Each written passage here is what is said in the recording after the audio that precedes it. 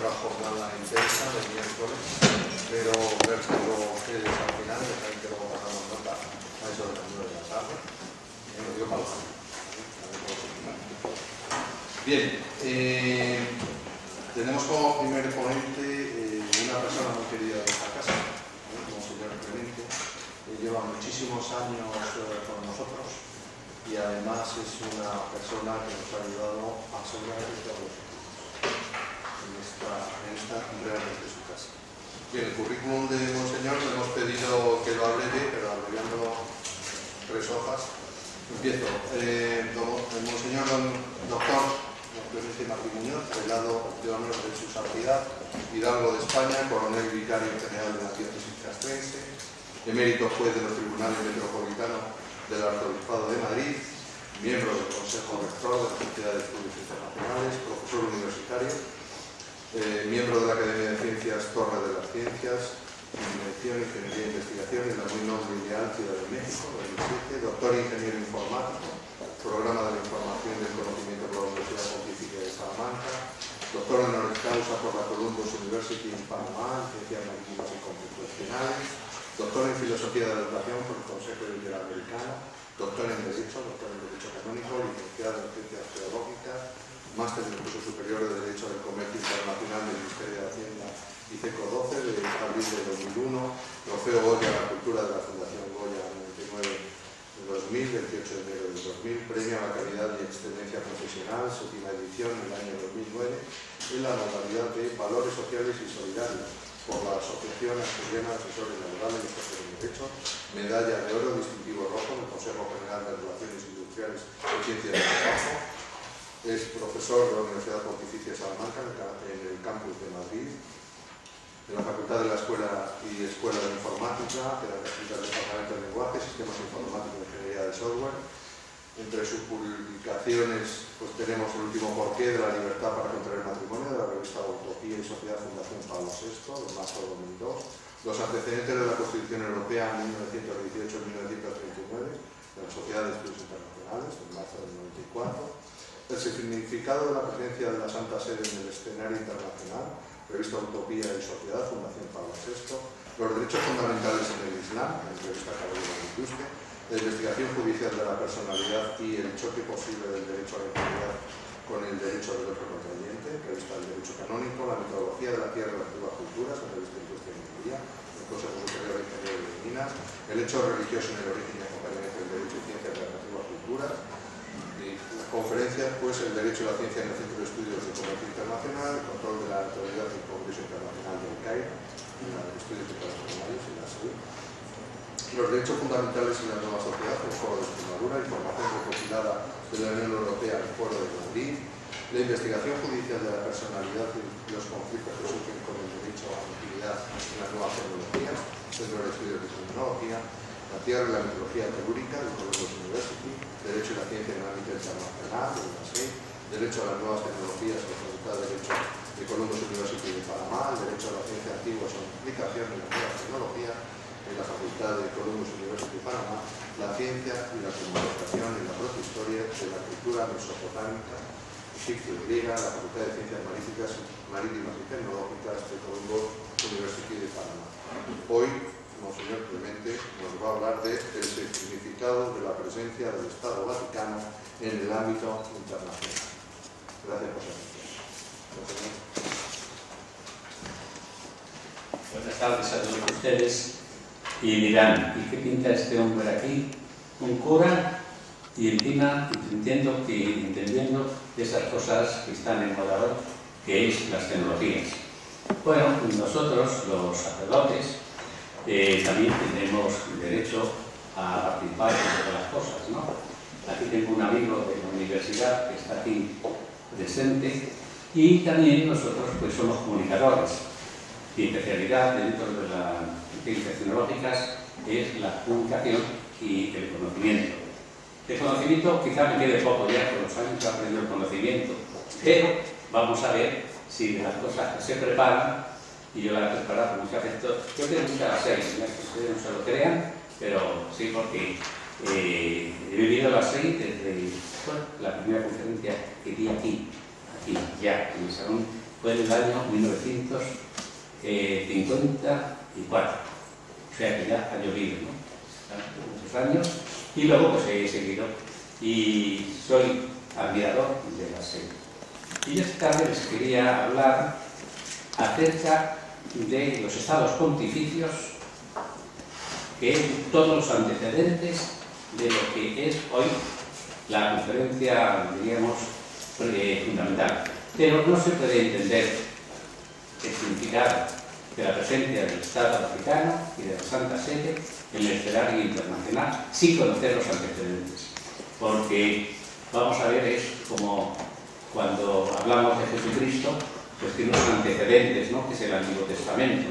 Pues si me parece que Jesucristo se ha tirado en un paracaídas y no te aparece un señor, que ya venía anunciado por la historia, pues las relaciones de la Santa Sede con los estados y el Estado de la Ciudad del Vaticano vienen creándose desde el año, ya tengo la fecha porque diga el nombre de la persona, que es muy importante, que es Carlos Martel, el emperador Carlos Martel, padre de Carlos Magno, que renunció a la corona cuando le dividió el padre sus estados en dos partes. Una se la dio a Carlos Martel, pero Carlos Martel pues renunció porque se metió en monja. Lo demás es por el susto. Bueno, pues, y entonces el otro hijo era Pipino el Breve, le llaman Breve porque se acuerdan ustedes, no le conocimos ninguno, era muy pequeñito, por eso se llama Pipino el Breve.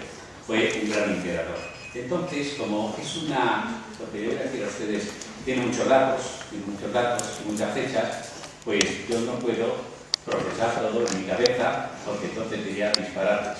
Y para decir menos disparates, lo que hago es leer, y leer despacito y bien. Manda Paco, ¿cuánto dinero? Digo, ¿cuántos minutos me dan?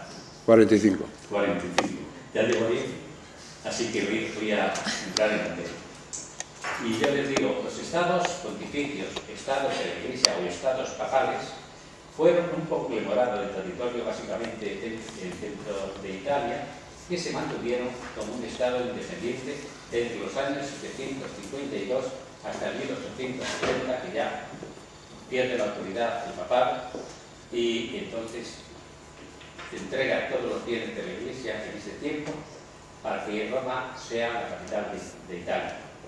Desde que se instituyó el aser episcopal de Roma, los fieles y en mayor medida los emperadores cristianos fueron donando a la Iglesia romana cuantiosos bienes territoriales, algunos de ellos constitutivos de importantes extensiones de terreno.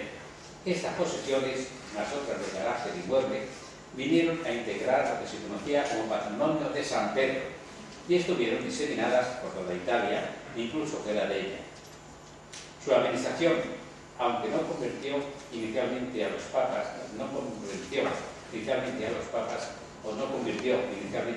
en jefe de Estado, les confirió, no obstante, auténticas prerrogativas civiles y políticas reconocidas por la pragmática sanción de 554 promulgada por el emperador Justiniano I. Una vez que tras la conquista del Brisario, Roma volvía a estar bajo la soberanía de los emperadores. Tras el interregno Érulo y Ostrogodo, entre otras, tenía la posición militar que llegó a constituir un respetable ejército compuesto en acciones de múltiples ocasiones, en no pocas bajo el mando del propio pontífice Paulino. Por otro lado, muchos de los papas procedían de las clases dominantes romanas y ejercieron simultáneamente el cargo episcopal y el gobierno civil de la ciudad eterna. Tal fue el caso de Gregorio Magno, del 590 al 604, hombre avezado en el desempeño de funciones políticas, pues había ostentado anteriormente el cargo de prefecto de la propia ciudad, prefectus urbis, y pertenecía a una familia de patricios romanos. Con Carlos Martel en el 741 dividió el territorio del pueblo flamenco en dos partes, una para Carlomán y otra para Pipino, sus dos hijos. Carlomán abdicó en el 747 para convertirse en monje. 4 años después, Pipino, el Breve, llamado así por su baja estatura, confinó en un monasterio al último descendiente de Clodoveo, Childerico III, y fue proclamado por la nobleza rey de los francos, que se convirtió en el fundador de la dinastía carolingia.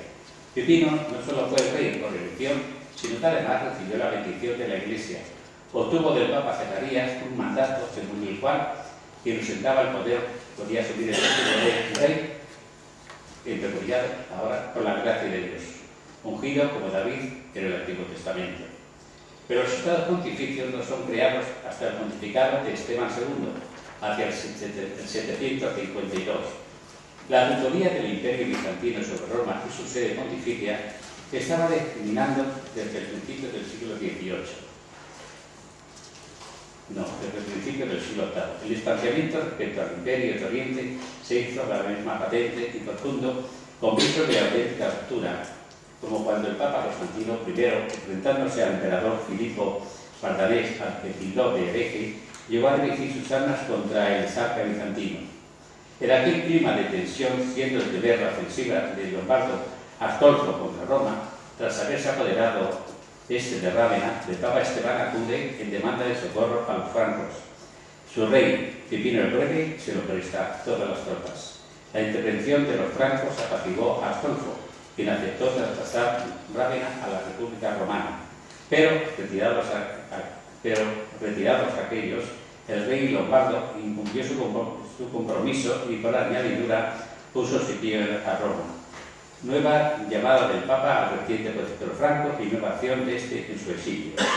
Tras la victoria del rey franco sobre los lombardos, el Papa Esteban II presentó a Pipino un fantástico documento que pretendía ser la donación por parte del emperador romano Constantino a la Iglesia de enormes posesiones en la península italiana, y así como de la primacía del Papa sobre los patriarcados orientales, con lo que se llamó la donación Constantino. En realidad se trataba de un documento que ya desproceso para la ocasión, pero suficiente para deslumbrar al analfabeto Pipino. De este modo, sometidos por fin los lombardos, el rey franco hizo entrega al Papa del antiguo exarcado de Rávena, Ferrera y Colonia, de la Pentápolis, obispados de Rimini, Pesaro, Fano, Senigallia y Ancona, y de la región de Roma, confiriendo al sumo pontífice el dominio temporal de un estado que con algunas variaciones geográficas había de perdurar durante más de 11 siglos hasta 1870. Esteban II fue el Papa del año 725 a 757. Al poco tiempo de ocupar el solio, Esteban vio en peligro la libertad de Roma a la llegada de Astolfo en 749 tras la conquista de Rávena. Astolfo había prometido una tregua de 40 años, pero no la respetó, sino que decidió exigir impuestos anuales de cada habitante de Roma, a la que consideraba su feudo. Al mismo tiempo, rechazó diversas peticiones que le hizo un emisario de Bizancio, acompañado de Pablo, hermano del Papa, para que lo restituyera a los territorios imperiales de los que se había adueñado. Ante tantos fracasos, el Papa pidió ayuda al emperador Constantino en el 741, pero tampoco logró mucho, de suerte que optó por dirigirse finalmente a Pipino, rey de los francos, en el 751. Así como antes Gregorio III se había dirigido en su momento a Carlos Martel en el año 739. Pipino dio una respuesta afirmativa y al mismo tiempo envió dos emisarios al Papa para escoltarlo. El 7 de enero del 754, el Papa Esteban II fue acogido precisamente por Pipino en Pontión. Esteban volvió a suponer al rey para que liberara al pueblo de los lombardos. El resultado de este encuentro fue el compromiso de Pipino de proteger a la Iglesia romana y las prerrogativas del Papa, al que sometió por escrito que garantizaría como legítima las posesiones de San Pedro, además del ducado de Roma, Rávena, el Sarcado de otras ciudades y más otras áreas vastas de la Italia del norte y central. Sin embargo, el peligro lombardo no había quedado definitivamente conjurado por las acciones militares de Pipino el Breve. El rey Desiderio invadió los estados pontificios y hasta la misma Roma. Adriano I, Papa, al sacer en el 774, invocó de nuevo en ese trance a los francos para que les dispensasen su protección. Carlomagno acudió ahora en ayuda de la Santa Sede como en años anteriores. El resultado fue la restitución de los bienes de la Iglesia y la promesa no cumplida de la anexión de otros territorios. En todo caso, la mayor parte de la Italia central quedó constituida en un Estado independiente bajo el gobierno de los papas. En agradecimiento, el Papa coronó a Carlomagno como emperador de Occidente en el año 800 en Aquisgrán. El periodo imperial. Desaparecido el imperio carolingio, el autoproclamado rey de Italia, Berengario II, amenazó a las posesiones eclesiásticas. El Papa Juan XII requirió al emperador Otón el Grande, quien lo obligó al hostigador y entró triunfante. Allí, en la Basílica de San Pedro, el Papa restableció la dignidad imperial, coronando a Otón como emperador del Sacro Imperio Romano Germánico el 12 de febrero del 962, mientras Otón, por su parte, ratificó la potestad de la Iglesia sobre los estados pontificios mediante el privilegio otonis. La Italia meridional nunca formó parte de los estados pontificios, pero sí estuvo sujeta al vasallaje de estos durante el periodo de dominación normanda. En el 1059, mediante el Concordato de Delfi, dimanado del concilio celebrado en esta ciudad, el Papa Nicolás II otorgaba a Ricardo de Aversa la investidura del Principado de Capua y a Roberto Guiscardo la del Ducado de Apulia y de Calabria, así como para un futuro del señor de Sicilia. Y así preparó el futuro para el señor de Sicilia. Como contrapartida a la unción papal, con que se vieron dignificados, se comprometían estos a prestar vasallaje al sumo pontífice en todo momento. Roberto Guiscardo se mostró imparable en sus conquistas y pocos años después ocupó toda Sicilia y tomando a los musulmanes Palermo y Messina y a los bizantinos directamente Bari y Brindisi y bajo su soberanía teórica Amalfi y Salerno. Cuando en el 1080 Gregorio VII precisó el auxilio militar de los mandos, le otorgó su apostólico beneplácito a las conquistas a cambio de una formal declaración de vasallajes hacia la Santa Sede, sobre todo los territorios ganados. En las postrimerías del pontificado de Inocencio II, hacia 1143, coincidiendo con el movimiento reivindicativo municipal que se extendía por todas las ciudades de Italia, el Senado romano se hizo como una parte del poder civil de los papas. El sucesor del Papa Inocencio, Lucio II, intentó restablecer con las armas el orden anterior y atacó el Capitolio al frente de un ejército, pero el Senado le infligió una severa derrota. Arnaldo de Brescia se puso al frente de la Revolución Popular y Senatorial romana. Bajo su liderazgo se pidió que el Papa depusiera todo poder temporal y que él mismo y el resto del clero entregasen sus posesiones territoriales. Roma se apartó de la obediencia civil al Papa y se declaró nueva república. Federico Barbarroja devolvió al Papa Adriano IV el gobierno de los estados pontificios cuando, deseando ser coronado emperador en Roma de manos del pontífice, entró en el 1155 en la ciudad un potente ejército y apresó y ejecutó a Arnaldo de Brescia. No obstante, fue el propio Federico quien, en aras de una política expansionista que aspiraba al control de toda Italia, puso años después a los papas en grave riesgo de perder sus posesiones. Inocencio III dio un impulso decisivo a la consolidación y enriquecimiento de los estados pontificios.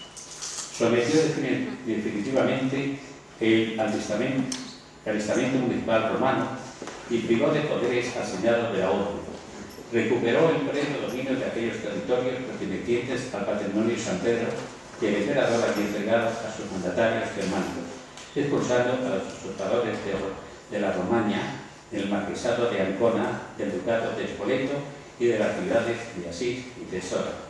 Por la fuerza de las armas recibida de la excomunión eclesiástica, se incautó de los territorios helenísticos que habían constituido las posesiones de la condesa Matilde de Toscana y que presumiblemente habían sido legados como herencia a la Santa Sede, pero que permanecían en posesión de vasallos del emperador. De esta forma tuvo el reconocimiento por parte de la ciudad de Toscana de su soberanía y con ello el norte de Italia sacudía el dominio germánico y caía bajo la órbita de la autoridad pontificia. Los estados pontificios volvieron a pasar por un difícil trance durante el imperio de Federico II. dueño del reino de las dos Sicilias e incorporadas al imperio de Lombardía y Toscana, tras la derrota de la Liga Lombarda en 1239, Federico se propuso anexionar igualmente el patrimonio de San Pedro para acabar el dominio de toda Italia, y marchó sobre Roma, en donde se vio obligado a huir el Papa Gregorio IX. Se paseó desafiante y sin oposición por toda Italia, nombró gobernador del territorio peninsular a su hijo Ezio, y él mismo se erigió en señor de los Estados Pontificios. El año 1253, dos después de la muerte del emperador, el Papa Inocencio IV pudo regresar a Roma desde su exilio francés y retomar el gobierno de la ciudad y del resto de los dominios eclesiásticos.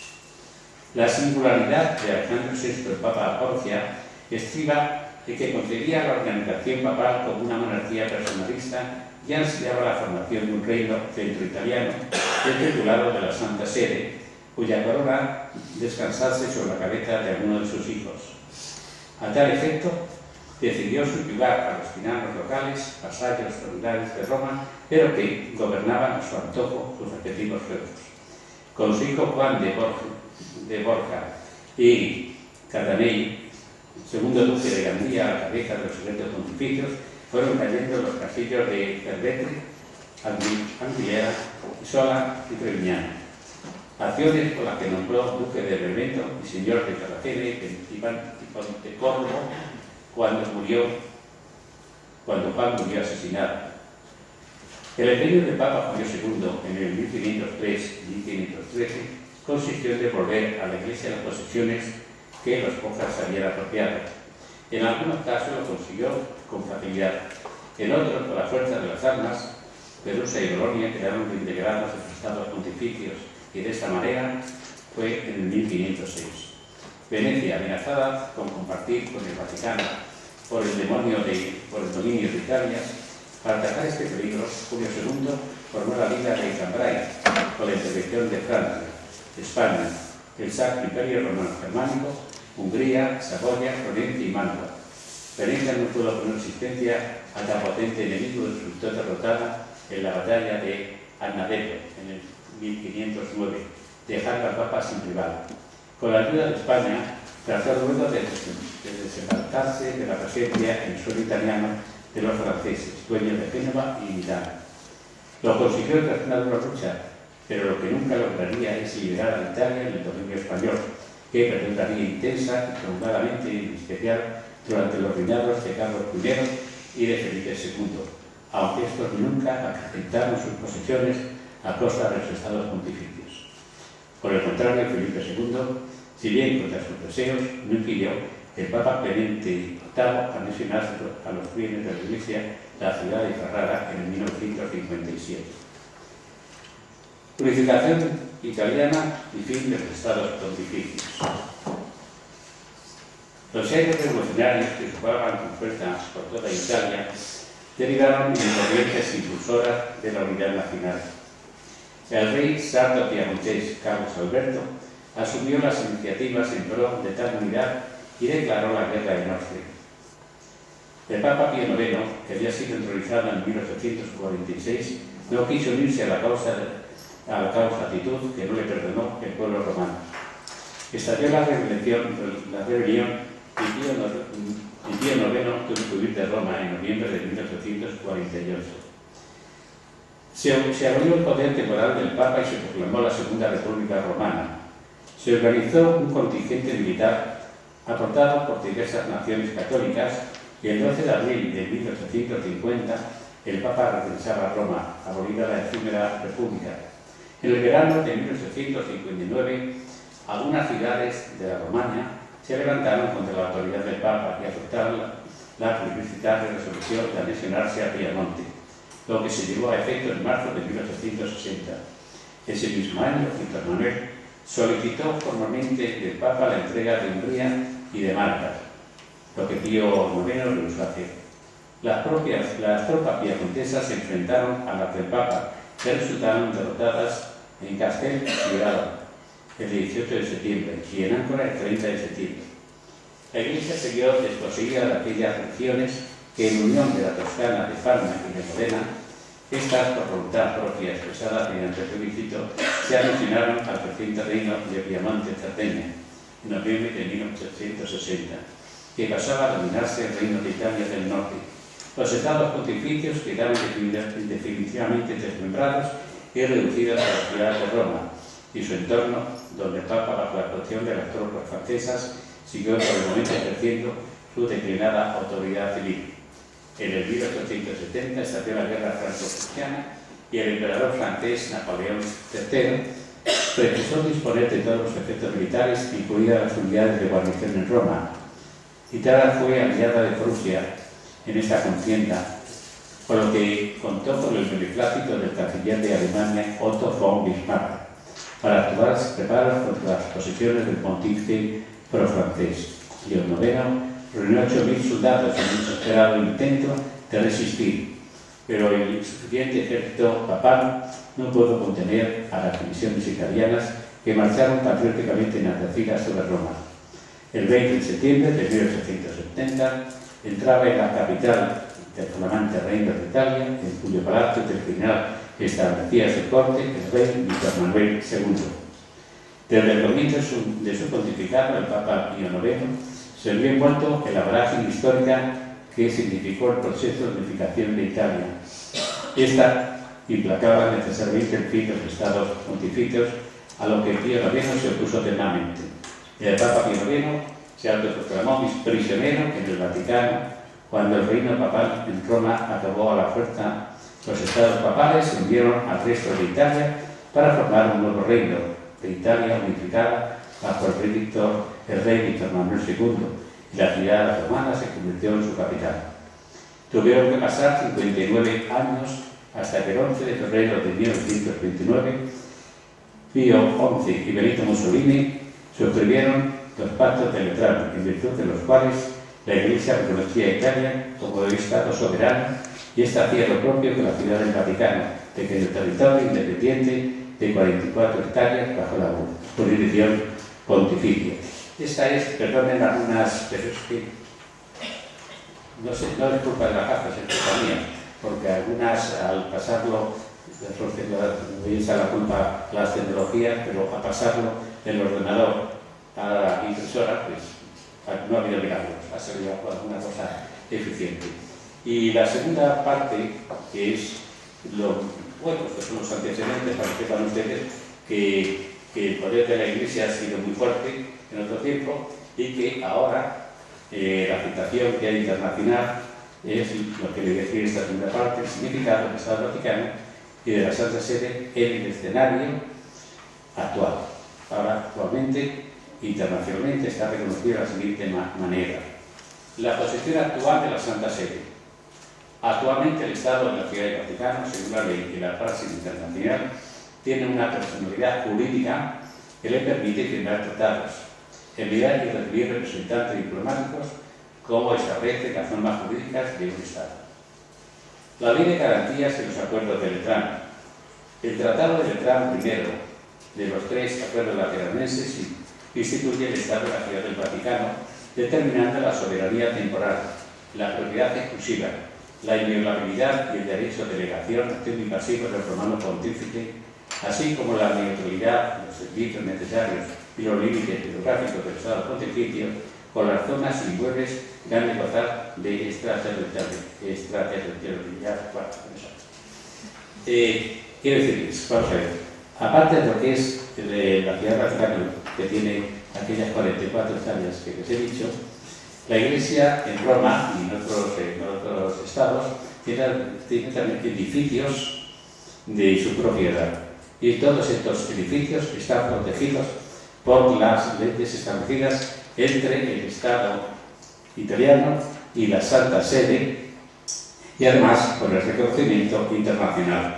Eso no quiere decir que no paguen impuestos. Pagan impuestos todos los edificios, pero que siguen siendo propiedad de la Santa Sede, entre ellas, por ejemplo, las nunciaturas apostólicas. Aquí en España hay un nuncio apostólico en una sitio que se llama la nunciatura en vez de edificio, ¿no? Bueno, pues bien, ese es propiedad de la Santa Sede, pagará sus impuestos como todos los edificios, pero esta tiene inmunidad diplomática. No puede ser De hecho, en la guerra civil, pues mucha gente se refugió a las embajadas en general y también, pues, gozaron de esa estrategia de estabilidad que en la Iglesia, en todos los edificios, que son protegidos y reconocidos por el derecho internacional. El 13 de mayo de 1871, el gobierno italiano publicaba la llamada Ley de Garantías o Ley sobre las prerrogativas del soberano pontífice y de la Santa Sede y de las relaciones del Estado con la Iglesia. El 11 de febrero de 1939 se promulgaban los acuerdos de Letrán. Constaba la Ley de Garantías de 2 títulos, sobre las prerrogativas y las relaciones del Estado con la Iglesia. Los acuerdos de Letrán. Primero, un tratado entre la Santa Sede e Italia. Segundo, el concordato entre la Santa Sede e Italia. Y tercero, un convenio que financiara los gastos de ese territorio, porque la Santa Sede no podía poner impuestos. Los gastos de este territorio de Santa Sede eran financiados por el Estado alemán. En cuanto a la Ley de Garantías, en el 1870 el rey Víctor Manuel, violando el convenio que tenía con Francia, el 15 de septiembre de 1874 invade lo que quedaban los estados pontificios y el 20 de septiembre se procede a la ocupación de Roma. De este modo, el Reino de Italia se resuelve sus pretensiones tras la repulsa del Santo Padre a aceptar las propuestas hechas por Cavour el 18 de septiembre de 1861. El 12 de octubre, el Parlamento italiano decide hacer de Roma la capital del reino. El 9 de octubre, se decreta la adhesión que se confirma por la ley del 31 de diciembre. Estos son los hechos. La evaluación jurídica de los mismos hechos ha motivado percepciones muy encontradas que pueden polarizarse en torno a las declaraciones. Los estados pontificios desaparecieron totalmente, la soberanía temporal del Papa dejó de existir y todo como resultado de una auténtica desgracia. No se produjo una tal extinción del poder temporal, bien porque la capitulación militar limitó la ocupación sin abarcar el Vaticano, bien porque la no ocupación, al margen del valor concedido a la capitulación militar, respondió a un hecho, a una necesidad o a una simple cortesía.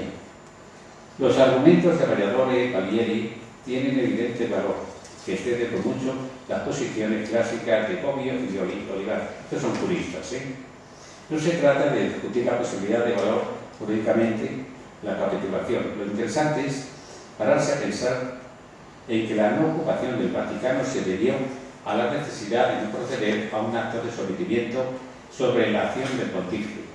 Esa no ocupación representaba la primera medida de Italia a garantizar la independencia del Papa.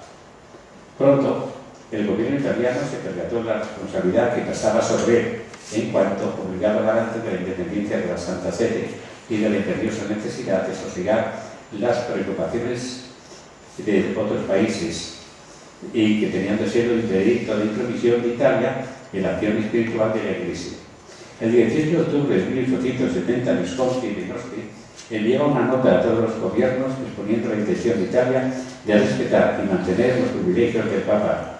Así quedó preparada la promulgación de la Ley de Garantías. Piensen ustedes que si el gobierno italiano no hubiera sido capaz de hacer esta segregación, pero protegiendo la independencia del Estado Vaticano y de la Santa Sede, pues hubieran los reinos católicos, en este caso, hubieran invadido la ciudad de Roma y hubiéramos vuelto otra vez a las antiguas costumbres de otra vez las luchas por las propiedades pontificias.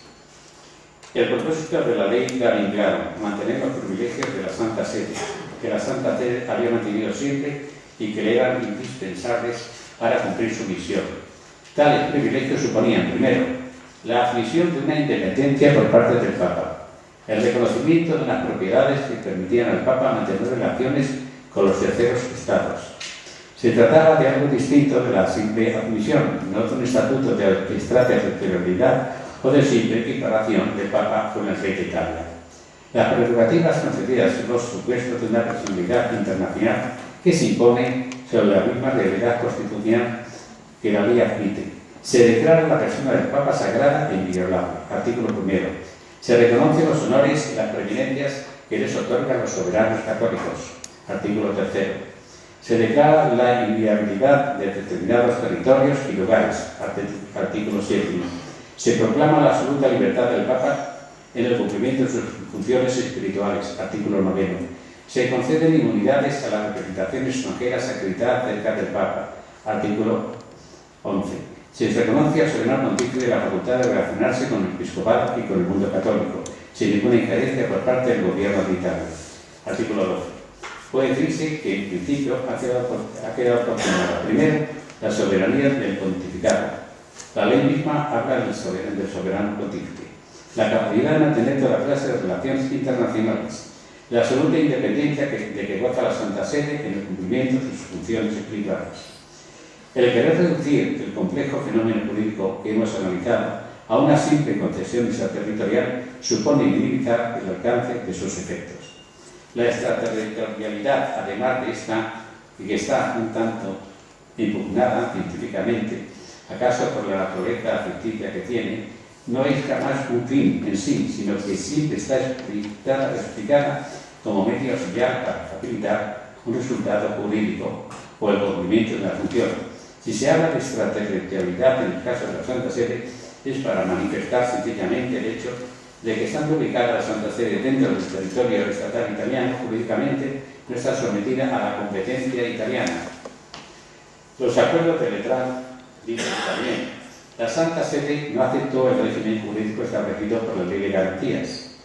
La espinosa cuestión romana supuso durante años una declarada hostilidad entre dos potencias que se manifestaba por una serie de medidas espirituales y políticas, con las que la Santa Sede trataba de sancionar la conducta del Estado italiano. Así, por ejemplo, la prohibición decretada a los monarcas católicos de que visitaran en Roma al rey de Italia. La Santa Sede reclamaba una solución auténticamente internacional y la concesión de una soberanía territorial, aunque simplemente con garantía de la personalidad internacional reconocida a la Santa Sede por la misma Ley de Garantías. Las vicisitudes de la Primera Guerra Mundial pusieron de relieve hasta qué punto era precaria la situación jurídica de la Santa Sede, en tanto que carecía de un mínimo de soberanía territorial. Guiados por el propósito de superar las dificultades de todo género que se originaban de la permanencia de la cuestión romana, las autoridades italianas consiguieron las ventajas que se derivarían de una conciliación con la Santa Sede, especialmente en una coyuntura política como la fascista, que no podía prescindir de ciertas asistencias de elementos católicos y de una invocación a la unidad espiritual de los italianos. El Estado de la Ciudad Vaticana nació el 11 de abril del 29 con los pactos lateranenses, con los que Italia reconoció a la Santa Sede la plena propiedad y la soberanía exclusiva sobre el Vaticano como está actualmente constituido, lo que posibilitaba que el Papa desempeñase libremente su ministerio de gobierno de la Iglesia Universal. Tanto el Estado de la Ciudad del Vaticano como la Santa Sede son sujetos soberanos de derecho político internacional, universalmente reconocido, y están unidas indisolublemente a la persona del Sumo Pontífice, que es el jefe de Estado, goza la gratuidad de los poderes legislativos, judicial y ejecutivo. El Sumo Pontífice administra el Estado por medio de la Pontificia Comisión al Estado de la Ciudad del Vaticano. Tiene poder legislativo que está compuesto por cardenales nombrados por él para un quinquenio. Y de la gobernación del Estado Vaticano tiene un poder también ejecutivo nombrado por el Papa. Los reglamentos legislativos están publicados en un apartado especial en el Acta Apostolicae Sedis, que es el órgano oficial de comunicación de la Santa Sede. El derecho a las delegaciones pontificias y el cuerpo diplomático. Tanto el Estado de la Ciudad del Vaticano como la Santa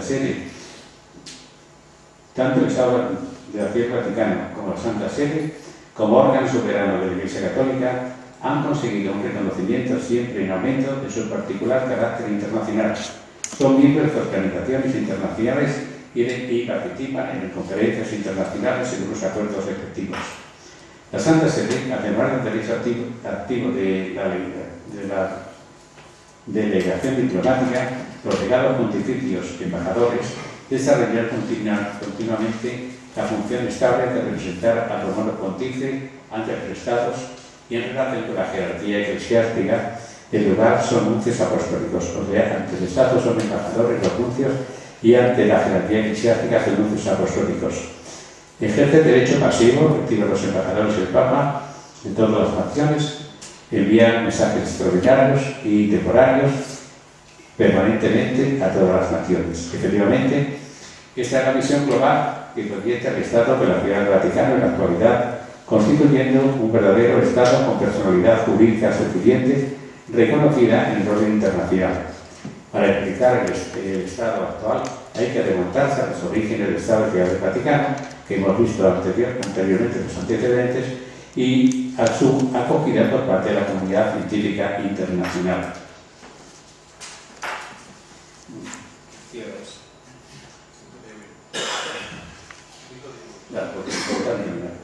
Los factores constitutivos de la personalidad internacional de la Santa Sede y su dimensión en el ámbito internacional.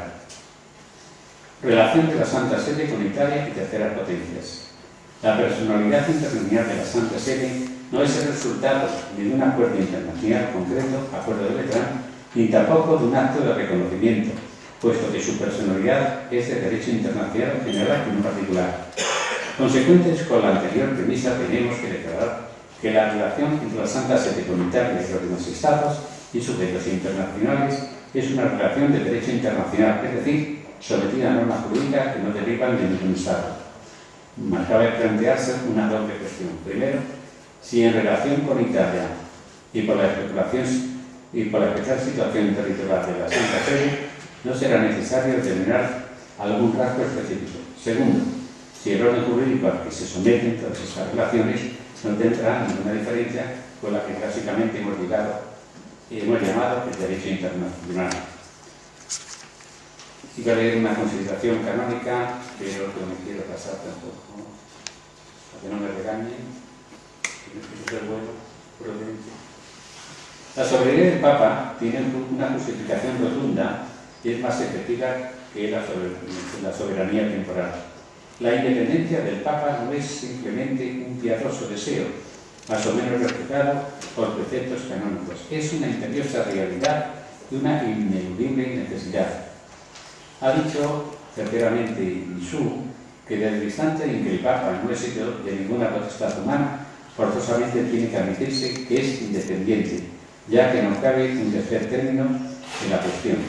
La independencia del Papa respecto de cualquier poder temporal ha sido unánimemente admitida y deriva, primero, de la misión que corresponde realizar al Papa, segundo, de la naturaleza espiritual de su mandato, tercero, de la imposibilidad de admitir que cualquier poder temporal pudiera utilizar al Papa como súbdito, a través de su humillación y ejercer un control sobre la conciencia de los súbditos de otras comunidades políticas. En esa independencia del Papa están insensatos no solo los defensores de la misión espiritual del hombre, sino los poderes del mundo y de la política, que no pueden consentir que tal instrumento quede infiltrado en un sistema de gobierno. No se fían de los gobernantes de Italia. La trascendencia y la libertad que debe presidir la acción de la Iglesia no es compatible con dependencia o mejoramiento político. Y si reconocemos que existe una independencia, una soberanía y un cometido, un credo que predicar, no es posible negarse a admitir la personalidad internacional impuesta por el examen positivo de los hechos. La Santa Sede es sujeto soberano del derecho internacional. Propiamente hablando, la Santa Sede no es un Estado como cualquier otro, como ya hemos comentado, ni tampoco una organización internacional. Sin embargo, la personalidad internacional de la Santa Sede resulta impuesta en función de que es una entidad soberana de la comunidad internacional, es decir, un sujeto autónomo independiente que no debe su existencia a una organización o a otra entidad internacional. La Santa Sede, por ser su carácter de órgano supremo de gobierno de la Iglesia Católica y por el reconocimiento histórico de la soberanía de orden espiritual del Papado, está dotado de personalidad jurídica internacional. Ocupa una posición de paridad jurídica con los que ejercen una soberanía temporal como los Estados, así como otras entidades sujetas de soberanía nacional. Por lo siguiente, sobre la base anterior, la Santa Sede tiene relaciones oficiales con los Estados y con las organizaciones internacionales. En el transcurso de la historia, los papas han fomentado la convicción de que los estados no pueden encerrarse en sí mismos y que más bien están llamados a colaborar solidariamente para lograr objetivos comunes como la paz y la justicia. El Papa Benedicto XV, en 1917, proponía el examen general, la obligatoriedad de arbitraje en caso de conflictos y sanciones internacionales a los estados refractarios. Al no tener ya intereses temporales por defender, después que se resolvió la cuestión romana con los pactos lateranenses y viendo que en ellos se le reconocía una función internacional precisa, la Santa Sede, a partir de la década de los años 30, pudo dedicarse con toda libertad a la promoción y a la defensa de los valores morales y espirituales, de las relaciones pacíficas entre las naciones, de los derechos humanos, en especial en lo referente a la libertad religiosa y al derecho a la vida, la cooperación cultural, científica y económica del derecho humanitario. El Papa Pío XII animó a que se instituyera la Organización de las Naciones Unidas. Juan XXIII, de la Paz Terris, afirmó que el orden moral natural exige la institución de una autoridad política universal. Esto lo dijo en Nueva York, en la ONU.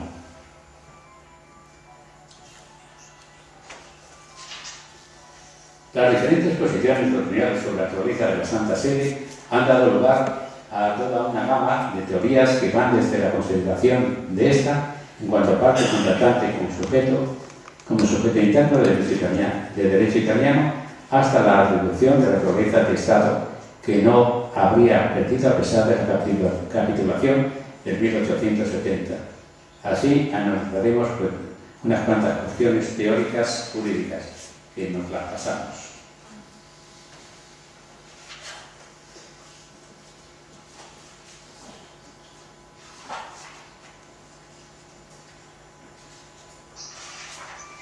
La Iglesia y la Santa Sede están formadas por la unión de unos factores constitutivos de carácter espiritual y el derecho internacional lo que hace es imputar derechos y deberes a esa entidad.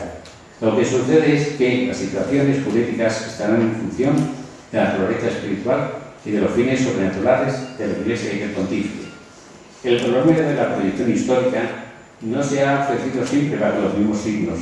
Podemos dividir su historia en unas fases perfectamente diferenciadas. Primero, la existencia de los estados pontificios como consecuencia de la alegada donación de los reyes francos. Segundo, de 1870 a 1929, periodo en que la Santa Sede se considera despojada de sus poderes y en situación de enemistades con el Reino de Italia, época de la famosa cuestión romana. Tercero, desde la firma del Acuerdo de Letrán de 1929 hasta nuestros días. Durante la primera etapa, los problemas internacionales no tienen propia sustantividad con relación a la Iglesia. Esta goza de una situación privilegiada, especialmente hasta 1648 y la existencia de los estados pontificios.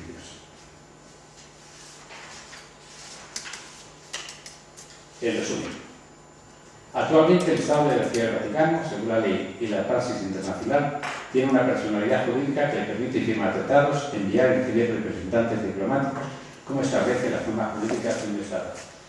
El Estado de la Ciudad del Vaticano nace en ese tiempo, que hemos dicho, como es el 11 de abril de 1929, con el Pacto Lateranense, con lo que Italia reconocía a la Santa Sede la plena propiedad y la soberanía exclusiva sobre el Vaticano, como está actualmente constituido, lo que posibilita al Papa que desempeñe libremente su ministerio de gobierno de la Iglesia Universal.